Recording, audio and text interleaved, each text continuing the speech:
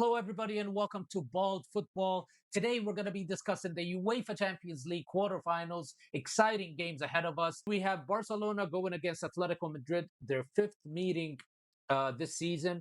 Barcelona has won three games out of four, and Atletico Madrid won one sole game against Barcelona this season in the Copa del Rey. We're going to be discussing team stats, team forms, talking about key players, injuries, formations. We're going to break it all down. So make sure you guys like, comment, and subscribe, and let's get started. Now, on the second night of the quarterfinals of the Champions League, we're going to be seeing the two Spanish giants that are meeting again for the fifth time this season, Atletico Madrid and Barcelona. Now, out of all the quarterfinalists, these are the only two teams with zero clean sheets. Okay. These two teams are the highest teams to concede goals among all the quarterfinalists. Barcelona conceded 17 goals in the Champions League this season. Atletico Madrid conceded 24, which is the highest amount conceded by any team in the quarterfinals. This is going to be a tough match for both teams since it's the fifth time they meet each other. Barcelona has won three games against Atletico Madrid this season. Atletico Madrid defeated Barcelona only once, a 4-0 defeat, a heavy defeat in the Copa del Rey first leg. Barcelona scored three in the second leg, but they lost on aggregate. Atletico Madrid will be facing Real Sociedad in the final of the Copa del Rey, where they are favorites to win. They both faced each other over the weekend on Saturday. Barcelona came out with a 2-1 win after taking advantage from Real Madrid's loss to Mallorca. They defeated Atletico Madrid. That took them 7 points ahead of Real Madrid in the La Liga title race. Atletico Madrid received a red card in that game. Uh, they didn't start a lot of players. I think Diego Simeone, since this is the worst opponent he faced, only winning three games out of 29 games against Barcelona, he did not want to expose all his weapons, his style of play, because he has depth, and Atletico Madrid has a good squad. Lookman did not play; he was benched. Ruggeri, the Italian defender, did not play as well. Uh, Lorente was suspended. Alvarez came off as a substitute. Sorloth came out as a substitute. And Sorloth has, in 7 games against Barcelona, he scored 5 goals. So he's one of the highest scorers among the squad against Barcelona. So I just believe that he just wanted to hold back so Hansi Flick does not read him. He knew that they will not be able to win the La Liga. So he just held back. He knew Barcelona are going to play their best lineup. Uh, Besides Rafinha, who's unfortunately injured, got injured over the international break playing for the Brazilian national team. So Barcelona was going to come in hard, come in strong, and try to win, take advantage of Real Madrid's loss to Mallorca. And that's what they did. But Diego Simeone, I still believe he's one of the top coaches in football in general. And he's very good at reading plays, very good at reading game plans, game plays, change the momentum of the game, make good substitutions. I really think that Atletico Madrid is still a tough test for Barcelona. They scored 31 goals. Barcelona scored 30. So that just shows you Atletico Madrid can score, but they got scored on, conceded 24 goals in the Champions League this season, the most out of all the teams in the quarterfinals. They have been very shaky defensively. They defeated Club Brugge 7-4 on aggregate. Club Brugge scored 4 goals against them. And then they played Tottenham in the round of 16. They lost the second game 3-2. In aggregate, they won 7-5. Barcelona again battered Newcastle in the round of 16, as we all know. First leg 1-1. Second leg defeated them 7-2. In total, it was 8-3 aggregate score for Barcelona, which saw us go to the quarterfinals. So I just believe that Barcelona need to not go down in the beginning of the game. I looked it up, I researched it. It said between 15 to 18 games, Barcelona were trailing. They got scored on first in a game. And some of these games, or most of these games, they were able to come back and get some points either through a draw or come back and win the game. But they should not allow teams to score before them, and they're trailing and working extra hard to get back, to draw the game and win. They should just be very structured in the beginning of the game until they gain momentum.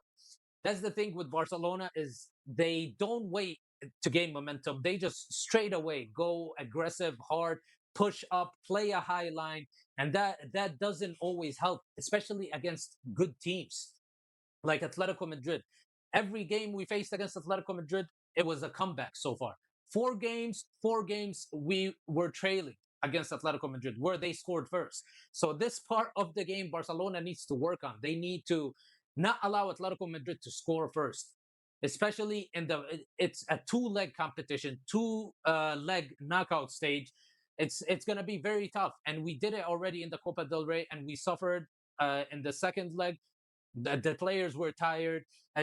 We couldn't score the fourth goal, and Barcelona were knocked out of the Copa del Rey. I understand the Hansi Flick has this mentality of whatever I get scored on, I'm gonna score more goals. They score three, I'm gonna try to score four. You know, we're gonna score more than our opponent, but it doesn't always work, especially with a well-structured team. And I truly believe that this is gonna be Diego Simeone's plan. He knows that Barcelona are very reckless with their defending. They play a high line. They continue to play a high line.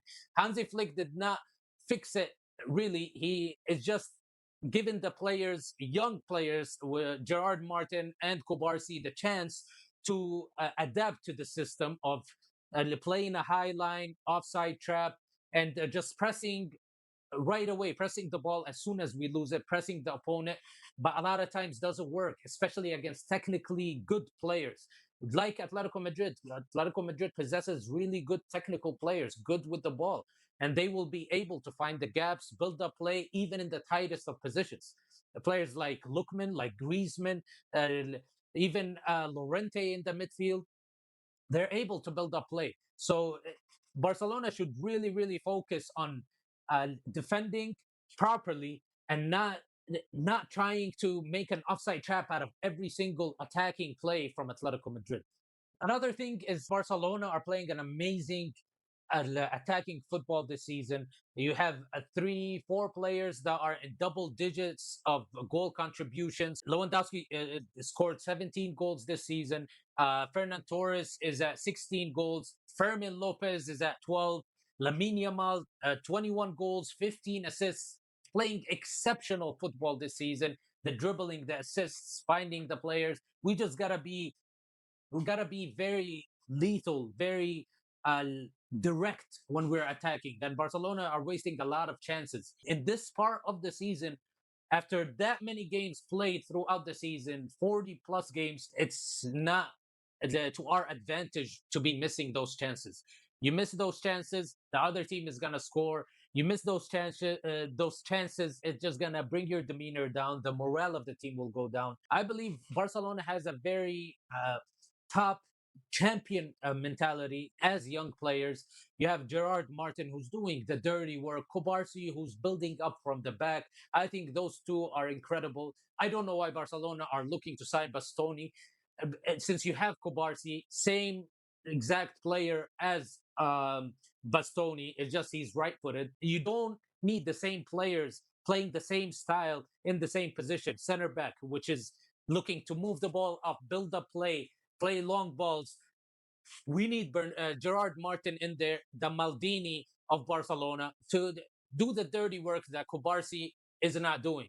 Kubarsi does really well in his recovery, but you see, Gerard Martin is very always well positioned, ready to tackle, do the dirty work, win the ball, win the second ball. So I'm really happy with the team. Cancelo has been amazing for Barcelona since joining back in January from Al Hilal.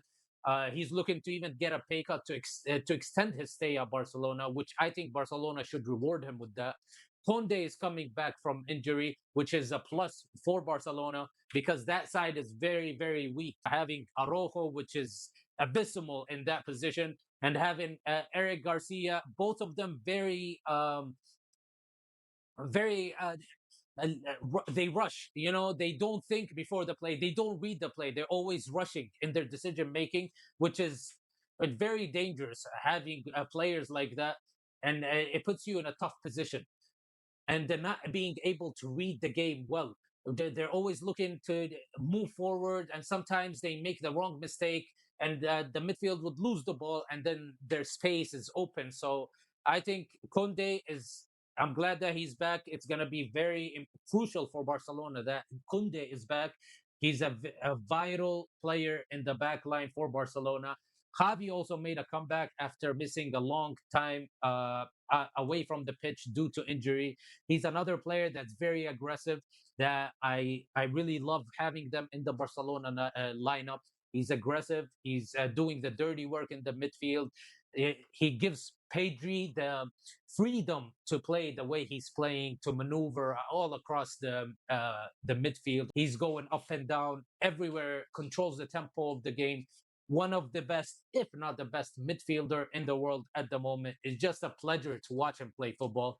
Barcelona all around are exceptional. I'm glad Rashford received time to play. He was given the chance to start against Atletico, and he scored a goal. He's been in top form ever since joining Barcelona, having 11 goals and 10 assists, double digits in both aspects, 21 goal contributions for Barcelona. He's on loan. Barcelona, I believe Barcelona should sign him. He just feeling himself again, gaining momentum, being the top player he always was perceived to be. He lost interest in football, I would say, at Man United for a while, and now he's gaining back, regaining back his love of the game, and he's showing it on the pitch. Great game from Hansi Flick over the weekend, where he changed the front lineup, having Marcus Rashford on the left wing, Lamine Yamal on the right wing, Dani Almo up front, and Fermin Lopez under him. Both were interchanging between each other, dropping to receive the ball. The link-up play was beautiful. We've seen many chances created from the link-up play, including Marcus Rashford goal. Even in Lamine Yamal's miss, well, when he hit the post, there was a beautiful link-up play prior to that. I think Barcelona will go through in two legs. They just need to secure their back line. They need to keep they don't have a clean sheet in the Champions League this season. So hopefully this game they come out with a clean sheet. Hopefully they play a good defensive game, because really you don't have to worry about them playing a good offensive game. It's just the transition game. Hopefully they play a good transition defensive game so Atletico doesn't lead again, and then we have to track back just like it happened in the past four games against Atletico Madrid.